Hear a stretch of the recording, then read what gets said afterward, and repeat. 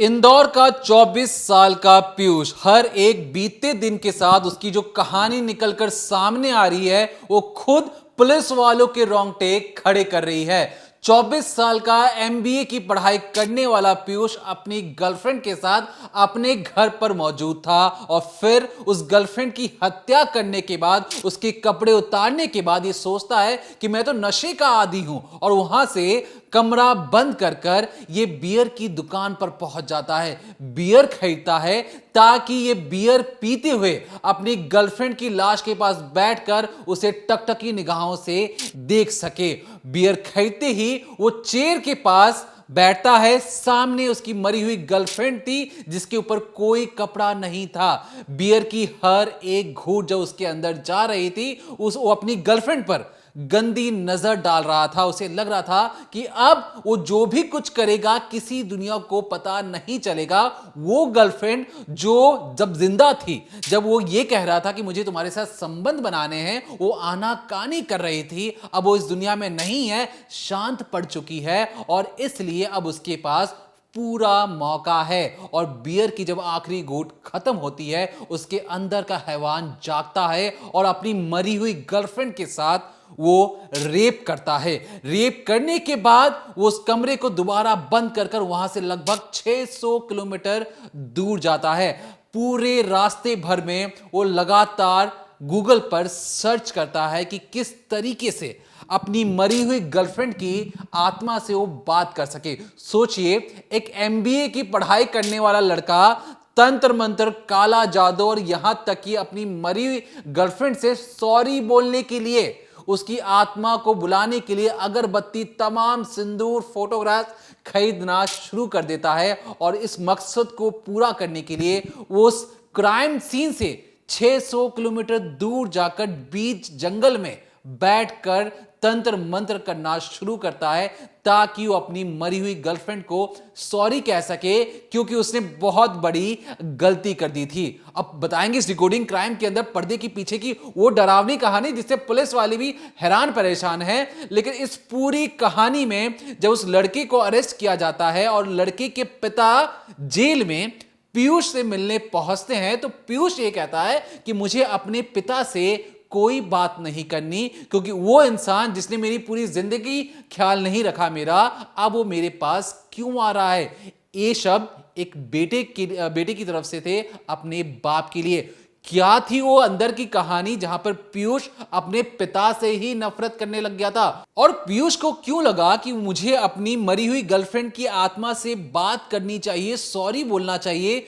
पीयूष के हाथ में ऐसा कौन सा सबूत लग गया था जब उसे पता लगा कि उसने गलती और शक की वजह से अपनी गर्लफ्रेंड को मौत के घाट उतार दिया। एक छोटी सी मैसेज को देखकर या छोटे से मैसेज को देखकर पीयूष इतना आग बबूला हुआ कि जब उसकी गर्लफ्रेंड वॉशरूम में गई हुई थी तो उसे लगा कि वॉशरूम से जैसी वो बाहर आएगी उसे मौत के घाट उतार देगा। और ये कोई गुस्से में किया हुआ क्राइम नहीं था, क्योंकि पीयूष ने इसकी प्लानिंग पिछले कुछ दिनों से लगातार कर रहा था। हर एक सामान जो उस घर में मौजूद था उसकी वो तैयारी पिछले कुछ दिनों से लगातार कर रहा था। हर रात को वो अपनी गर्लफ्रेंड को लव यू जरूर कहता, लेकिन लव यू का मैसेज करने के बाद, फोन रखने के बाद, वो कुछ देर के बाद अपनी गर्लफ्रेंड को दोबारा स्टॉक करता कि कहीं वो जो उसकी गर्लफ्रेंड है दोबारा से ऑनलाइन है या नहीं है, क्योंकि जो उसे पता लगा था, जो उसे शक था, वो उसके मरने के बाद वो चीजें नहीं हुई।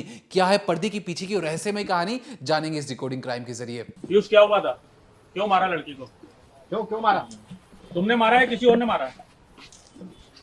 हाँ, क्यों, किसने मारा? किसने मारा उसको? किस लिए मार दिया ये तो बता दो। के साथ में नहीं रहना चाहती थी? कोई पछतावा है कि नहीं? है, तुम्हारी भी दो बहनें। क्यों भैया, तुम्हारी भी दो बहनें, क्या बोलना चाहोगे? है क्यों भैया, कुछ पछतावा है कि नहीं?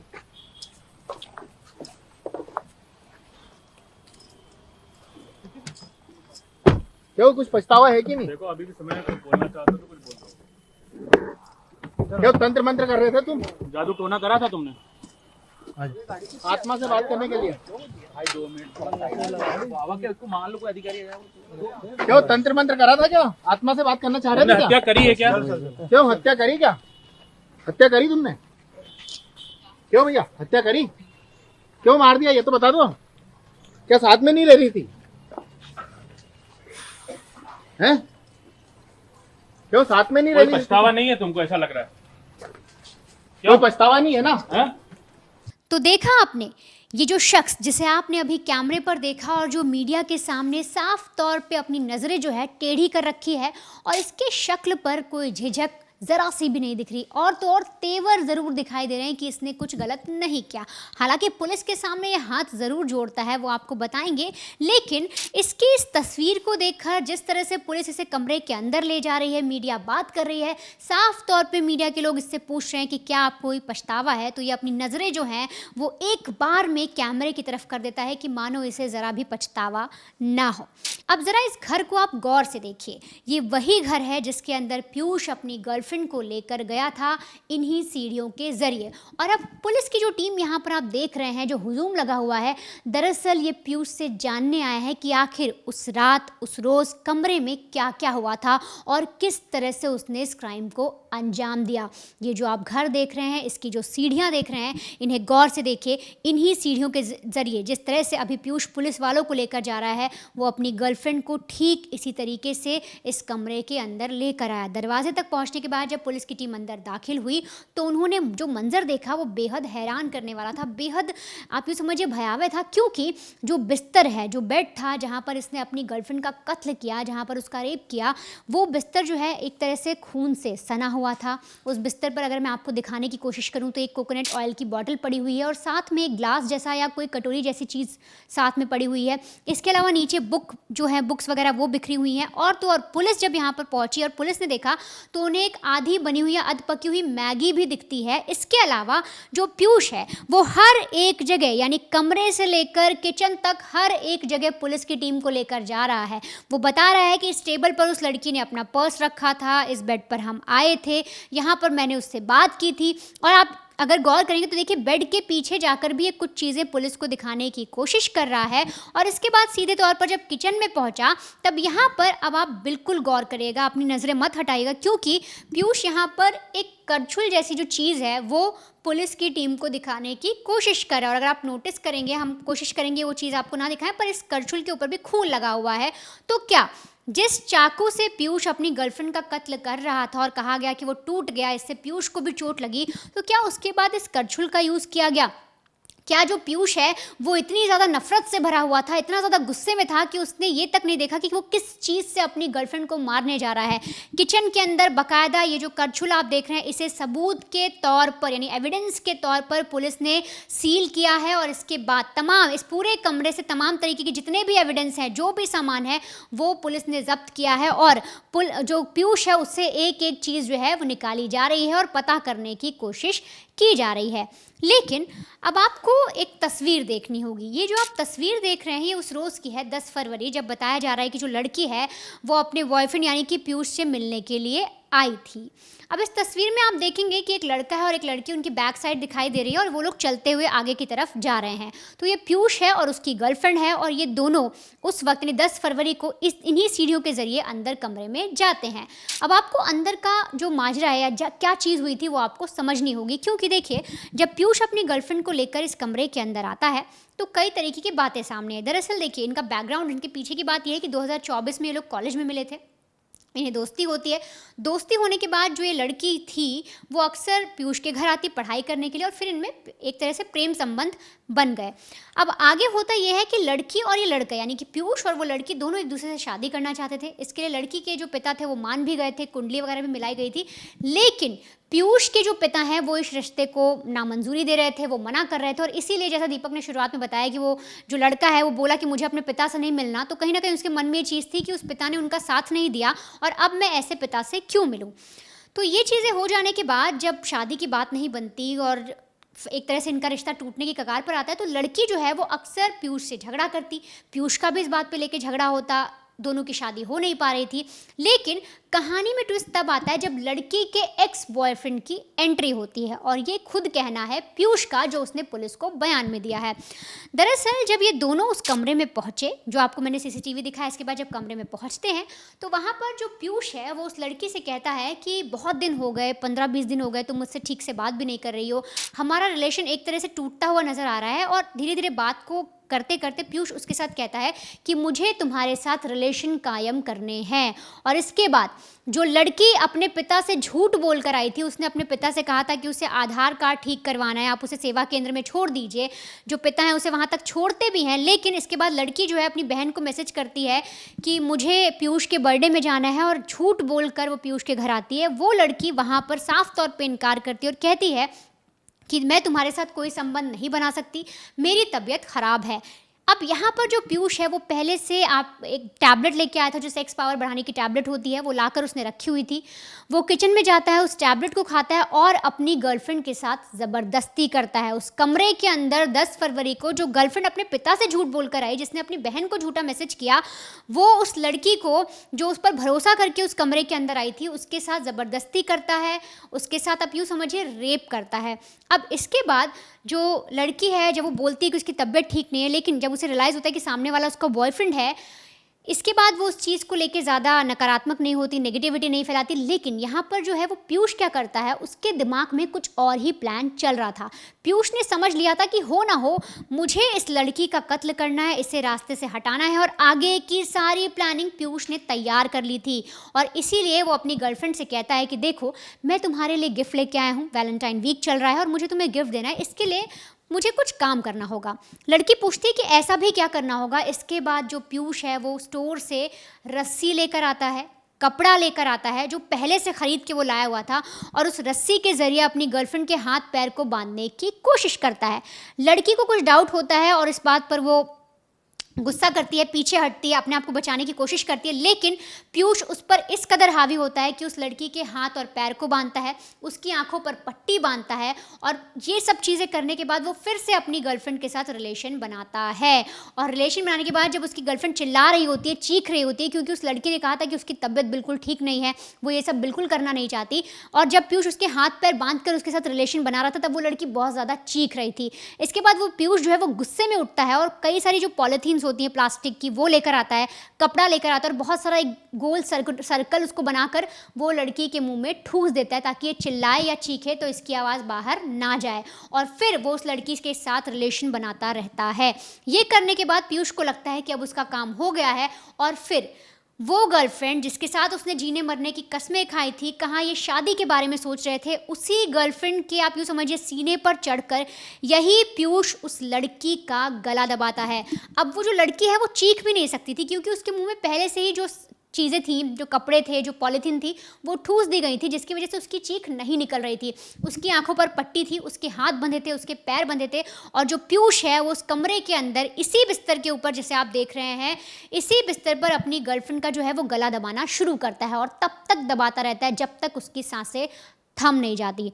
अब कत्ल हो जाने के बाद, यूँ समझिए लड़की की मौत हो जाने के बाद, पीयूष वहाँ पर कुछ देर बैठता है, इंतज़ार करता है, और फिर दोबारा से बाहर निकलता है।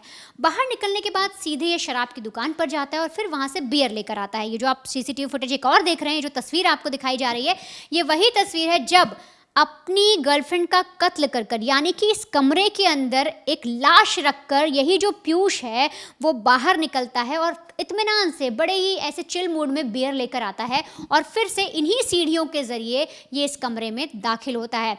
चेयर पर बैठकर इत्मीनान से उस बियर को पीता है, और जिस तरह से वो अपनी गर्लफ्रेंड को देख रहा था, उसकी गंदी नज़रें थी, उसके अंदर अभी भी हवस भरी हुई थी। और बियर की बोतल ख़त्म करने के बाद ये लड़का, जो बताया जा रहा है MBA स्टूडेंट है, जो एक बहुत ही होनहार स्टूडेंट कहा जा रहा है, वो स्टूडेंट अपनी गर्लफ्रेंड को की लाश के साथ फिर से रेप करता है। मतलब सोचिए, वो लड़की जो इतना भरोसा कर कर इसके साथ आई थी, उस लड़की का कत्ल करने के बाद फिर से उसकी लाश के साथ यही जो पीयूष है वो रेप करता है। अब इसके बाद उसे लगता है कि उसका काम हो गया है, सारी चीज़ें हो गई हैं, ये फ़ौरन अंदर से चाकू लाता है जो ये पहले से लेकर आया था और उस चाकू से लगातार अपनी गर्लफ्रेंड के सीने पे वार करना शुरू कर देता है। अब वार इस कदर करता है कि जो चाकू था थोड़ा छोटा पड़ता है और अचानक से टूट जाता है और इसकी वजह से जो पीयूष है उसके हाथ में भी चोट लग जाती है। इसीलिए जो स्टार्टिंग में मैंने आपको एक वीडियो दिखाया है, जो आप तस्वीर अभी भी देख रहे हैं करछुल की, तो ये माना जा रहा है कि हो सकता है पीयूष ने इसका भी इस्तेमाल किया हो अपनी गर्लफ्रेंड पे अटैक करने के लिए, क्योंकि इस पे भी खून लगा हुआ था। अब जब ये सारी चीज़ें हो जाती हैं, ये लड़की का कत्ल कर देता है, तो सोचिए 2.5 घंटे तक कि उस कमरे में उस लड़की को टॉर्चर करता है। जिंदा रहती है तब भी टॉर्चर करता है, जब वो मरकर लाश बन जाती है तब भी टॉर्चर करता है, और इतना टॉर्चर करने के बाद ये इन्हीं सीढ़ियों के जरिए नीचे उतरता है। और फिर ये प्लानिंग, क्योंकि इसने बहुत पहले प्लानिंग कर ली थी, इसे पता था कहाँ कैसे कब भागना है, तो जब लड़की को कत्ल कर दिया, उसे मार दिया गया, तो सीधे ये अपना कुछ देर बैठने के बाद उसकी लड़की की जो बॉडी उसे कंबल से ढकता है और इसके बाद लॉक करता है गेट को और फिर वहाँ से निकल जाता है। लेकिन उससे पहले पीयूष एक काम और करता है। दरअसल जब ये अपनी गर्लफ्रेंड के साथ रिलेशन बना रहा था, उसके साथ सेक्स कर रहा था, तब इसने इंटीमेट जो पल थे, जो मोमेंट थे, उनके वीडियो बना लिए थे। करीब 11 से 12 जो वीडियो हैं इसने बनाए थे। और ये सारे वीडियो बनाने के बाद ये क्या करता है, जब इसकी गर्लफ्रेंड की मौत हो जाती है, जब वो मर जाती है और जब ये भागने वाला होता है, उससे पहले अपने कॉलेज ग्रुप पर लड़की के फ़ोन से ये जो जितने भी अश्लील वीडियो इसने बनाए थे वो सारे भेज देता है। लेकिन उस करता ये है कि जिसमें इसका चेहरा दिख रहा था उस पर वो एक इमोजी लगा देता है और लड़की का चेहरा दिखने देता है। इसके अलावा लड़की के स्टेटस पर, उसकी स्टोरी पर, हर जगह वो इस तरह से सारे जो वीडियो हैं, जो भी इसने इंटीमेट वीडियो बनाए थे, वो सारे अपलोड कर देता है। और वहाँ से ये सारी चीज़ें करने के बाद उसकी छोटी बहन को, यानी जो लड़की की छोटी बहन थी, उसको एक मैसेज करता है कि पापा को बता देना मैं आज रात घर नहीं आऊँगी। इसको ऐसा इसलिए लगा क्योंकि अगर सोचो रात भर कोई लड़की को नहीं ढूंढेगा, कोई कॉल नहीं करेगा, तो ऐसे में इसे दूर भागने में आसानी होगी। इसने सोचा कि अगर मान लो ये पहले ही घर पर बता दे, उस लड़की के फ़ोन से मैसेज कर देगा, तो कोई भी इसे पकड़ने नहीं आएगा और किसी को भी शक नहीं होगा। और जिस तरह से मैसेज भेजता है, होता भी यही है कि परिवार को लगता है कि बेटी किसी फ्रेंड के घर है, किसी काम में, और इसलिए कोई पूछताछ भी नहीं करता। अब इधर पीयूष बैग उठाता है और ये एक और आप तस्वीर देखिए। ये जो आप देख रहे हैं ये शख्स कोई और नहीं, वही पीयूष है जो बस स्टैंड पर नजर आ रहा है इंदौर के, और यहाँ से ये सीधे तौर पर गोवा के लिए निकलता है। तो उससे पहले बस स्टैंड जाकर इसने प्लानिंग जो कर रखी थी, उसके हिसाब से इसका मेन मकसद ये था कि कैसे भी करके गोवा भाग जाए और उसके बाद आगे सोचेगा कि करना क्या है, और यहाँ से बस पकड़ता है। लेकिन पूरी रात सफ़र करने के बाद करीब आप यूँ समझिए जो पछलारा का वक्त होता है 3-4 बजे के आसपास, वो पहुंच जाता है पनवेल के आसपास। तो वो पनवेल में उतरता है और घने जंगलों के बीचों बीच पहुंच जाता है। अब वहाँ पर मैं आपको बताऊंगी ये करता क्या है, तब आपको समझ में आएगा कि सारी चीज़ इसने खुद पहले से प्लान की थी। जंगलों में पहुँचने के बाद इसके पास इसकी गर्लफ्रेंड की एक तस्वीर थी, इसके पास सिंदूर था, इसके पास अगरबत्ती थी, और इसके बाद बाकी जो सामग्री होती है पूजा पाठ की, हवन की, वो सारी चीज़ वहाँ पर मौजूद थी। इसके पास एक चुनरी थी और जंगल के बीचों बीच पहुँचकर ये उस तस्वीर को रखता है, उस पर सिंदूर लगाता है, अगरबत्ती जलाता है, चुन्नी उड़ाता है और साथ ही जितने भी हवन की और सामग्री थी उनकी पूजा पाठ करता है। और फिर वहाँ पर जाकर ये बोलता है कि जल्दी से जल्दी, जो इसकी गर्लफ्रेंड का नाम था, वो बुलाता है और कहता है कि मुझसे मिलने के लिए आ जाओ। यानी कि बार बार ये आत्माओं का आवाहन करता है, उन्हें बुलाता है। और जब ये इसे लगता है कि शायद कोई रूह इसके आसपास भटक रही है, जब इसे लगता है कोई साया इसके आसपास है, तो फ़ौरन ये हाथ जोड़कर नतमस्तक होता है और कहता है मुझे माफ़ कर दो, मुझसे गलती हो गई, मैंने तुम्हारे साथ ऐसा किया, मुझे माफ़ कर दो। यानी कि जो इसने पुलिस को बयान दिया, जो भी चीज़ सामने, उसमें साफ तौर पर इसने ये बोला कि शायद इसको लगा कोई आ गया है, इसकी गर्लफ्रेंड की आत्मा आ गई है, और ये अपनी गर्लफ्रेंड की आत्मा से अब माफ़ी मांग रहा होता है। माफ़ी मांगने के बाद इसे लगता है कि इसका जो दिल है वो ठंडा हो गया, अब इसको सुकून मिल गया है। फ़ौरन ये फिर वहाँ से उठता है। उठने के बाद फिर से ये ट्रेन में बैठता है। अब इसे लगता है कि महाराष्ट्र पहुँचे, फिर वहाँ से सीधे तौर पर ये पहुँच जाएगा गोवा, और इसीलिए ट्रेन में चढ़ता है। अब पुलिस की जो टीम थी, इधर की जो जांच पड़ताल थी, वो कुछ इस तरह हो रही थी, क्योंकि जो पिताजी हैं, जब उन्हें रात को ये वाला मैसेज मिला कि वो बेटी उनकी घर नहीं आएगी, तो तब तक ठीक था। लेकिन अगली रोज़ यानी 11 फरवरी को लड़की जिस कॉलेज में पढ़ती थी, उस कॉलेज से फ़ोन किया जाता है पिता को और कहा जाता है कि आप फ़ौरन हमसे मिलने आइए, आपकी बेटी के कुछ ऐसे वीडियोज़ वायरल हो रहे हैं। पिता जब कॉलेज पहुंचते हैं, कॉलेज में दिखाया जाता है, बताया जाता है, और फ़ौरन पुलिस स्टेशन जाकर पिता कंप्लेन कराते हैं, बताते हैं कि इस तरीके से सारी चीज़ें हो गई हैं, मेरी बेटी के साथ कुछ गलत हो गया है, उनसे ढूंढिए, पता करिए। तो पुलिस की टीम एक तरफ जो है पिता ने जिस लड़की की गुमशुदगी की रिपोर्ट दर्ज कराई उसे ढूंढती है, लेकिन दूसरी तरफ किस तरह से लाश मिलती है, क्या वो ऐसा चैट था? आखिर लड़की जब बाथरूम गई तो क्या देख लिया? और ऐसी कौन सी छोटी छोटी चीज़ थी जो इतनी बड़ी बन गई, जिसकी वजह से आप यूँ समझिए कि 1 महीने लगभग लगा लीजिए कि पीयूष ने मर्डर की प्लानिंग शुरू कर दी। आपसे क्या झगड़ा झगड़ा हो गया था क्या? क्या हुआ था? क्यों मारा? तो लवर थी ना, फिर क्यों मारा? कुछ नहीं हुआ, छोड़ो, जो हो गया हो गया यार। अरे कैसी बातें कर रहे हो? आपने मारा एक लड़की को, आपकी प्रेमिका थी वो, उसको। छोड़ दो ना, क्या करोगे जान के। अच्छा, वहाँ आपने तंत्र मंत्र किया था मुंबई में, पूछ बुलाया? कुछ नहीं है मैंने। दर्दनाक तरीके से मारा है तुमने उसको। हुआ अच्छी है, वो चली गई, कैसी बातें कर रहे हो कि कुछ नहीं हुआ? उसके माँ बाप ने उसको पाल पोस के बड़ा किया, आपने उसको जान से मार दिया और बोल रहे हो कि कुछ नहीं हुआ। तो पछतावा नहीं है? इस चीज का पछतावा नहीं है किसी की बच्ची को मारना? पछतावा नहीं है इस चीज का? इसकी बच्ची को मारा है इतनी हैवानियत के साथ? बेटा बेटा बेटा बेटा, क्यों मारा? कारण तो बता दो, मारा क्यों है? कारण तो बता दे। कारण तो बता दे। अच्छे को सबको कारण बताऊंगा अच्छे से। क्या बताएगा? बताऊंगा। टाइम आएगा। अरे हो गया। देखिए, इस लड़की की जो आप आपने अभी भी जो बाइट सुनी, इसकी चेहरे के हाव भाव से, सोशल मीडिया से, तमाम जगहों से आपने इसकी भी बाइट सुनी होगी, समझी होगी। हाव भाव से आपको ये लग रहा होगा कि ये जानबूझकर एक्टिंग कर रहा है ताकि जो रिपोर्टर जो सवाल पूछ रहे हैं ये उन्हें एक तरह से घृणा भाव से देख रहा है।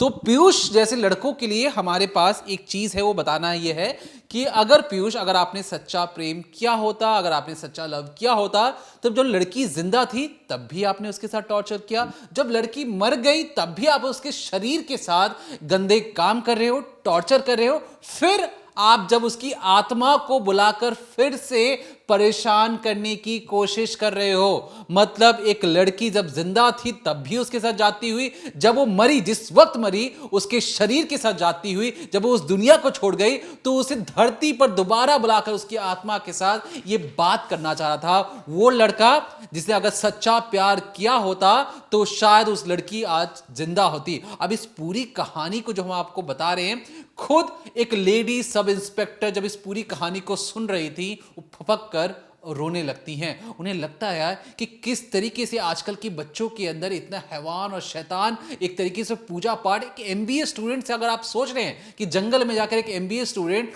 कहाँ उसे एक मल्टीनेशनल कंपनी में स्ट्रैटेजी बनानी थी, अलग अलग चीजें करना था, बिजनेस लेके आना था, वो लड़का अपनी गर्लफ्रेंड कोई शक पर कि कोई दूसरा लड़का उससे बातचीत कर रहा है, इस वजह से उसे मारता है और जंगलों में जाकर उसकी आत्मा से बातचीत करता है। ये दिमागी जो फितूर है, ये किसी एमबीए स्टूडेंट की तो नहीं हो सकती है। अब जिस तरीके से वनिता ने आपको एक कहानी बताई कि स्टेटस लगाया गया, तो जब हम इस पे जांच पड़ताल करें तो हमें लगा कि एक इंसान लड़की की फोन से स्टेटस क्यों लगाएगा, और उस स्टेटस में, उस वीडियोस में ज्यादातर में ये अपने चेहरे पे इमोजी लगा रहा था। तो इसके पीछे जो मानसिकता वो ये थी पीयूष की कि जो भी लड़का उसकी गर्लफ्रेंड से प्यार मोहब्बत वाली या फ्लर्ट भी करता है, वो उसके स्टेटस को देख के समझ जाएगा कि इस लड़की का संबंध किसी और लड़के से है, और इसलिए उसने अपनी ही गर्लफ्रेंड की नंगी तस्वीरों को, बिना कपड़ों वाली तस्वीरों को, उसके साथ इंटीमेट सीन्स को जानबूझकर फ्लैश ऑन कर फोन से उसे स्टेटस पर लगाया, ताकि वो तमाम लड़के जो भी उसकी गर्लफ्रेंड से बातचीत करते हैं वो देखकर समझ जाएं कि उसका एक बॉयफ्रेंड है। ये इसकी मानसिकता थी, और इस मानसिकता पर चोट करना बहुत जरूरी है, क्योंकि ये जो लड़का है ये इस तरीके से मानसिक विकृत हो चुका था कि उसे लग रहा था कि जो ये कर रहा है बिल्कुल सही कर रहा है, इस दुनिया में वो कोई गलत काम नहीं कर रहा। और कुछ देर स्टेटस और वीडियो शेयर करने के बाद उनको ये हटा देता है। उसे लगता है कि जिन जिन लोगों तक ये पहुंचना था उन लोगों तक ये पहुंच चुका होगा। अब जब पुलिस वाले से और भी गहन तरीके से पूछताछ करते कि ठीक है, तुमने स्टेटस लगाया, तुम्हें नफरत थी कि कोई तुम्हारी गर्लफ्रेंड से कोई बातचीत कर रहा है, लेकिन तुमने मारा तो मारा क्यों? अब इसकी जो मनगढ़ंत कहानी सुनिए। ये कह रहा था कि ये अपनी गर्लफ्रेंड पर शक करता था कि लड़का ये सारी जो चीजें कह रहा है कि उसे एहसास हो चुका था कि जो उससे गलती हुई है, वो जिस पर शक कर रहा था, ऐसी तो कोई बात ही नहीं थी। होता क्या है, दरअसल ये जिस रोज अपनी गर्लफ्रेंड को लेकर अपने घर पर जाता है, उस कमरे में जाता है, जब इसकी गर्लफ्रेंड वॉशरूम में जाती है तो इसके फोन पर ये एक डेटिंग ऐप देखता है। क्योंकि फोन लॉक अनलॉक उसे पता ही था, तो जैसे ही अनलॉक करके वही देखता है कि इस डेटिंग ऐप पर वो किसी और लड़के से बातचीत कर रही थी, और बोला तो ये भी जा रहा है कि उस लड़की का शायद एक्स बॉयफ्रेंड था, और जिसे पीयूष जानता भी था। पीयूष जब एक्स बॉयफ्रेंड की बात कुछ दिनों से चली रही थी, अब डेटिंग ऐप की भी बारी आ गई, तो पीयूष को लगा कि ये जो चीजें हो रही हैं, ये चीटिंग हो रही है। क्योंकि जो गर्लफ्रेंड जो उसे प्यार करनी चाहिए थी, जो इतना उसे प्यार कर रहा है, वो डेटिंग ऐप पर और दूसरे लड़कों से कैसे बात कर सकती है। और इसलिए उसे लगा कि मैं जो भी करूंगा अपनी गर्लफ्रेंड के लिए सही करूंगा, और इसीलिए उसे लगा कि मैं मौत के घाट उतार दूंगा। अब ये जो कहानी उसने बताई, इससे आपको समझ में आया होगा कि वो वॉशरूम में लड़की गई, यहां पर उसने फोन उठाया, और फोन उठाते चैट देखकर, चैट में कुछ ऐसी बातें थी जिसे देखकर पीयूष को गुस्सा आ गया। लेकिन पीयूष की ये जो कहानी है, इसमें बहुत ज्यादा झालमेल है, क्योंकि उसमें उस कमरे के अंदर रस्सी पहले से मौजूद थी, वो पहले से ही दवाई लेकर आया था, मतलब उसके दिमाग में बहुत दिनों से ये प्लानिंग चल रही थी। तो ऐसा नहीं था कि गुस्से में आकर उसने इस हत्याकांड को अंजाम दे दिया, बल्कि उसकी प्लानिंग बहुत पहले से कर रहा है। और आज भी शायद इस पूरे केस में बहुत सारे टर्न एंड ट्विस्ट भी आ सकते हैं। आज भी पीयूष बहुत सारी बातें पुलिस वालों से छिपा रहा है, क्योंकि एक अपराधी अगर उसे अपना अपराध बोध हो जाए, मतलब उसे अपने अपराध का ज्ञान हो जाए, तो वो एक तरीके से माफी मांगने लगता है, उसे अफसोस होता है, लेकिन इसके चेहरे पर कोई शिकन नहीं है, मानो इसके पीछे किसी बड़े इंसान का हाथ है, और वो जानता है कि उसने गलत तो जरूर किया है, लेकिन कोई उसका कुछ बिगाड़ नहीं सकता है। और यहां तक कि वो उसके बैग में से, जब उसकी बैग को खंगाला गया, तो एक चीज मिली जिस लेटर में लिखा था कि मेरी और जो मेरी गर्लफ्रेंड की जो रिश्ता था, उसे एक शैतानी आंख की नजर लग गई है, और मेरे दोस्त हमारे रिलेशन को देखकर जलते हैं, और इसी वजह से हमारे दोनों के बीच में झगड़े होते हैं।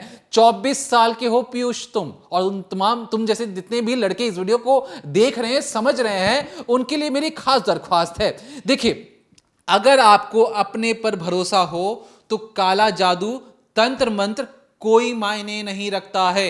एक भगवान पर विश्वास रख के देखिए, कोई चीजें आपका कुछ बिगाड़ नहीं सकती हैं, अगर आप पर अपना खुद का आत्मविश्वास हो। ये क्या बातें चल रही हैं कि मेरे दोस्त मेरी गर्लफ्रेंड के रिश्ते को देख के जेलस हो रहे हैं, जलन हो रहे हैं, मुझे किसी शैतानी आंख की नजर लग गई है।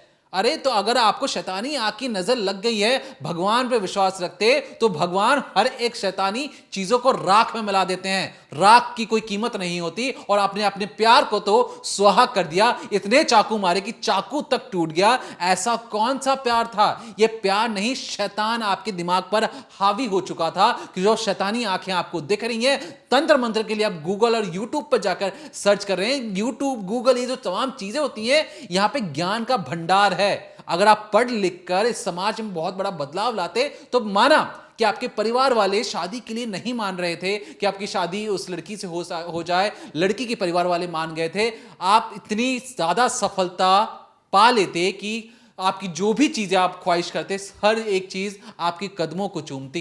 लेकिन आपने सोचा कि मेरे पापा नहीं मान रहे, गर्लफ्रेंड के जो घर वाले हो तो मान गए हैं, ऐसे में मुझे क्या करना चाहिए? मुझे उस इंसान को मार देना चाहिए जिससे मुझे सबसे ज्यादा प्यार है, सबसे ज्यादा मैं प्रेम करता हूं। उस इंसान को अगर मैं इस रास्ते से हटा दूं तो मुझे हर चीज मिल जाएगा। तो पीयूष, ऐसी चीजों से अगर जितने भी लड़के जो इस तरीके की सोच रखते हैं, जो पॉजिटिव ज्यादा हो जाते हैं, उन्हें लगता है कि ये चीजें तो बहुत ज्यादा गलत कर रही है मेरी गर्लफ्रेंड, मेरी जो जिसके साथ भी आप प्रेम संबंध में हैं, आपकी बीवी हैं, आपकी वाइफ हैं, तो उन तमाम लोगों से दरख्वास्त है कि अगर आप सच्चा प्यार करते हैं तो कोई गलत चीज या कोई गलत शैतानी आंख, नजर, और यहां तक कि जो स्टॉकिंग करना, वो किससे बात करी किससे नहीं बात करी, वो कोई आपकी कैदी नहीं है। वो आपकी हमसाथी है, आप ही की हम उम्र की है, तो आप उसका साथ दीजिए ताकि आप दोनों मिलकर आगे बढ़ सके। अगर बात नहीं बन पा रही है तो वेट एंड वॉच कीजिए। यह नहीं कि आप कोई ऐसा एक्शन ले लें जिससे आपकी जिंदगी की तो बर्बाद होगी होगी, दूसरे को तो आपने इस धरती लोक से ही बाहर भेज दिया और यहां तक कि आप उसकी आत्मा को फिर से धरती पर बुलाकर परेशान कर रहे हो। तो पीयूष जैसे लड़कों का इस समाज में रहने का तो बिल्कुल भी कतई भी हक नहीं है। और कहीं ना कहीं पीयूष को ये चीज रियलाइज भी हो रही है और इसलिए वो बार बार कह रहा था कि मुझे मौत से कम सजा तो नहीं मिलनी चाहिए। और बार बार उसने ये भी कहा कि देखिए मीडिया के सामने आके तो पलट जाता है, क्योंकि मीडिया के सामने अरे छोड़ो यार, ये सब चीजें तो चलती रहती हैं। छोड़ दो ना, क्या करोगे जान के, छोड़ दो ना, क्या करोगे जान के। छोड़ो यार, आपने एक लड़की की जान ले ली, जान भी नहीं ली, कोई नरभक्षी भी ऐसा नहीं करता होगा।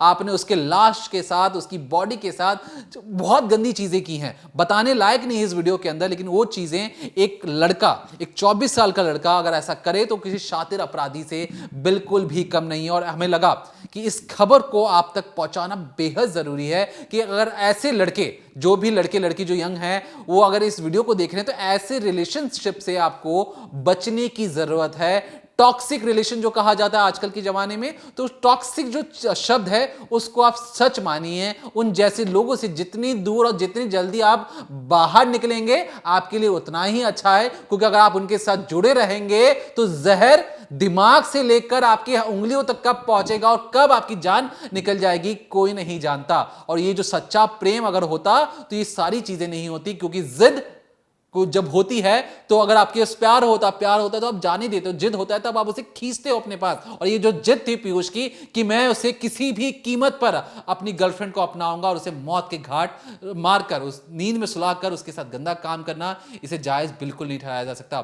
तो फिलहाल के लिए देखते रहिए डिकोडिंग क्राइम और तमाम दर्शकों से हमारी दरख्वास्त है, अगर आपके पास भी कोई ऐसी खबर जो आप चाहते हैं कि हम इस डिकोडिंग क्राइम के जरिए आप तक लेकर आए, तो कमेंट सेक्शन में कमेंट करके जरूर बताइए। हम उसे पढ़कर कोशिश करेंगे कि आप तक उस खबर को लेकर आए, चाहे कोई भी स्टोरीज हो, क्राइम स्टोरीज हो, इन्वेस्टिगेटिव स्टोरीज हो, जो आप सुनना पसंद करेंगे तो जरूर कमेंट सेक्शन में कमेंट कर हमें बताइए, हम उसे पढ़ेंगे और आप तक लेकर आएंगे। तब तक देखते रहिए decoding crime, Monday to Friday शाम 7:30 बजे ओनली ऑन क्राइम तक।